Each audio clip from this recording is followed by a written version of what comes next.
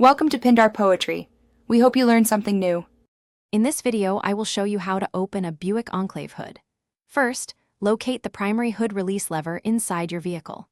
This lever is usually found on the driver's side, specifically on the lower left side of the dashboard, often near the steering column.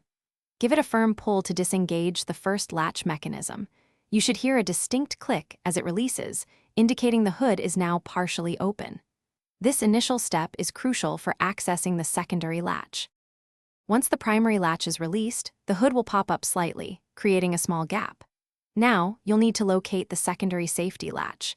Gently lift the hood a few inches and reach your hand underneath the front edge, right in the center. You'll feel a small lever or tab.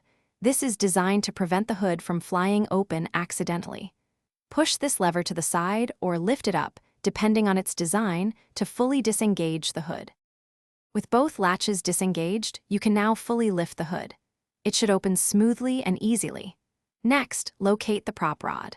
This metal rod is typically attached to the underside of the hood or near the engine bay. Carefully remove it from its clip. Find the designated hole or slot in the engine bay, usually marked or obvious, and insert the end of the prop rod firmly.